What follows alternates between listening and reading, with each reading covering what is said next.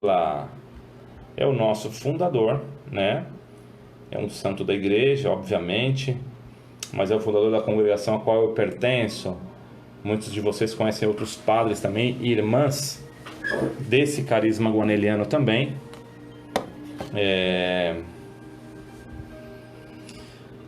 Ao qual ele fundou. Então ele fundou, nós podemos ver aqui, a congregação Servos da Caridade, que são os padres e os irmãos, né?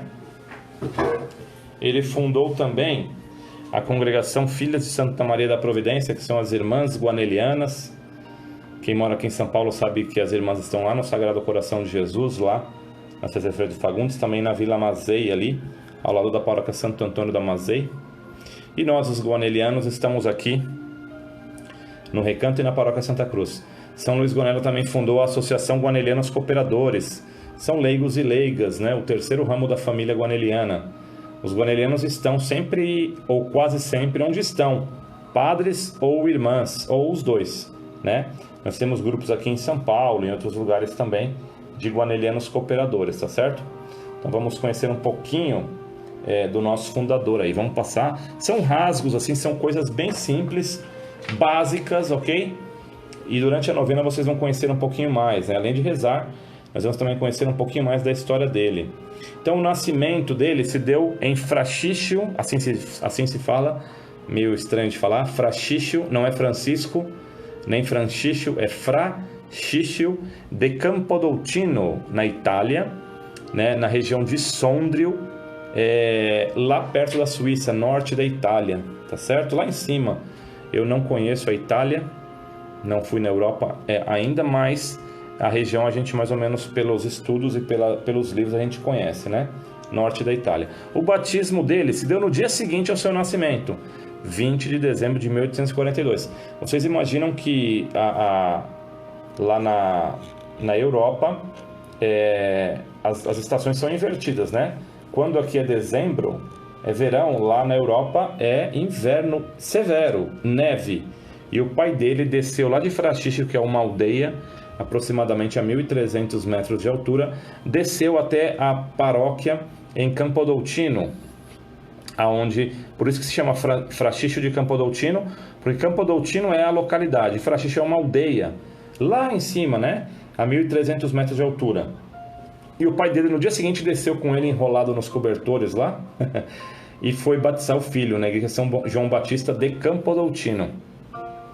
Então, olha como já começa a vida de um santo, né? A fé também dos seus pais, né? Que colaboram muito nisso daí, nesse processo. Colaboraram, no caso, os pais de Guanella, no processo dele. Foi batizado no dia seguinte. A sua ordenação sacerdotal se deu no dia 26 de maio de 1866. Aí, mais ou menos, ele tinha aí aproximadamente 24 anos, né? Não tinha completado ainda 24 anos, ou seja, foi ordenado bem jovem. Claro que ele também entrou no seminário jovem, com 12 anos. Então ele foi ordenado sacerdote antes de completar os seus 24 anos. Tá bom, galera? Se vocês tiverem alguma dúvida aí, podem perguntar aí. Eu estou olhando aqui mais ou menos os comentários. A gente pode responder. Caso algum comentário. Caso contrário, podem ir com o dedinho aí no coração, no joinha aí, pra gente saber que vocês estão aí, que tá tudo bem a transmissão, tá bom? Ele sempre teve uma predileção pelos pobres e os últimos da sociedade. Isso é notório nos seus escritos, etc, né? Então, nos vídeos que a gente vê por aí, na história dele em si. Ele... Entrou aqui uma música aqui. Já vai sair já. Entrou uma propaganda aqui. Então é notório que ele tinha uma predileção pelos últimos da sociedade. Deixa eu só botar aqui no mudo aqui por enquanto, porque...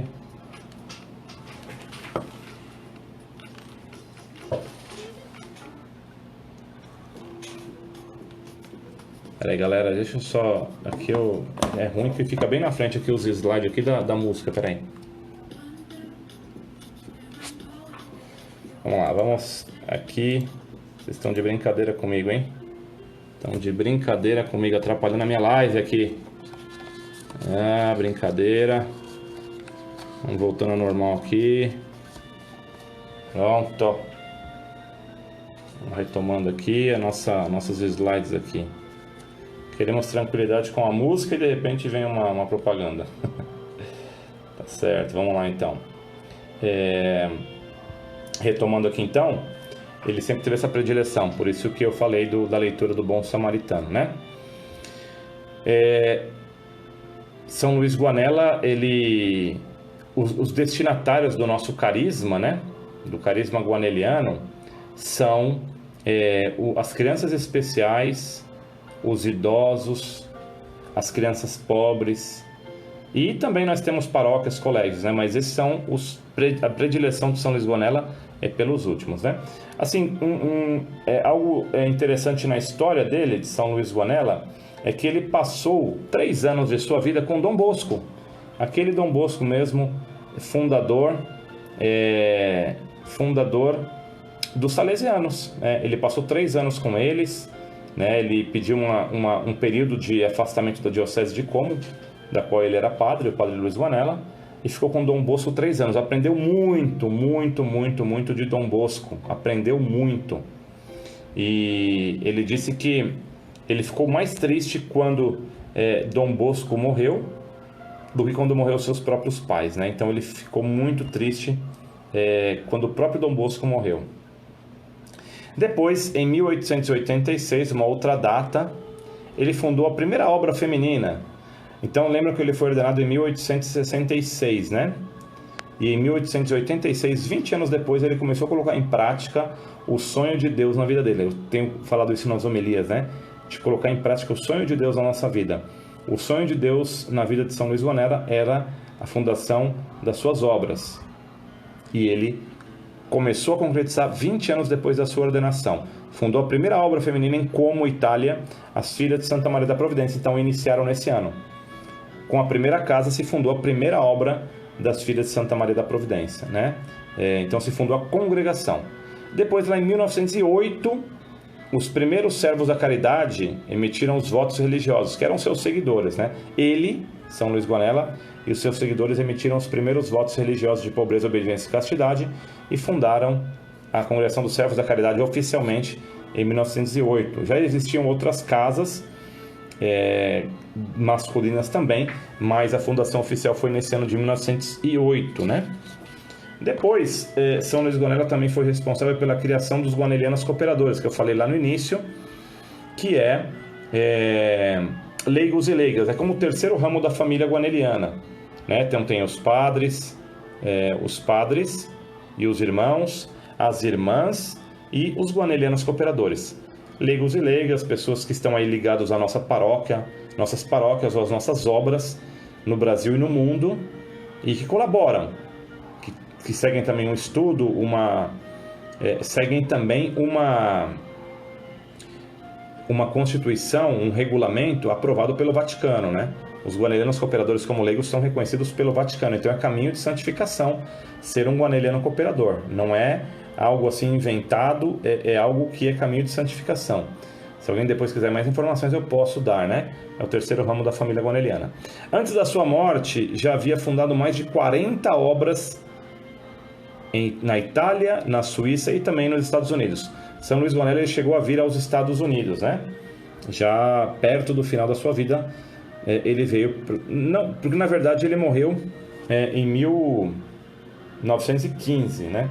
Ele morreu em 1915, mas ele chegou antes a vir nos Estados Unidos, um pouco antes da sua morte. Foi o único lugar que ele veio aqui na América, porque ele esteve na Terra Santa, mas a base das suas obras da fundação é a Itália, sem dúvida. Alguma na Suíça, porque ele estava perto da Suíça, e mais de uma aqui nos Estados Unidos antes da sua morte. Depois também houveram mais outras obras, né? Depois se espalhou por toda a América. A morte dele foi no dia 24 de outubro de 1915, é o dia que nós comemoramos o seu dia. Alessandra, boa noite, aqui no Instagram. A morte, então, 24 de outubro. Depois da sua beatificação por Paulo VI, foi no dia 25 de outubro de 1964, durante o Concílio Vaticano II. Ele foi beatificado, né, por Paulo VI. Depois a canonização pelo Papa Bento XVI agora, 23 de outubro de 2011. Então, olhem que interessante as datas, né? Morte 24, beatificação 25 e canonização 23, todos de outubro, né?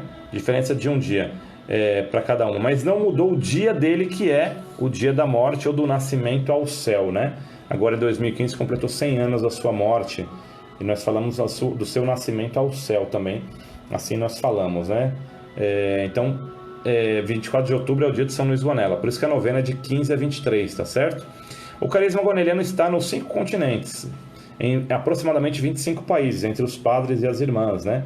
E como eu falei, sempre onde estão os padres e as irmãs, também estão os cooperadores, né? Boa noite, dona Bia, Marlon, Deus abençoe.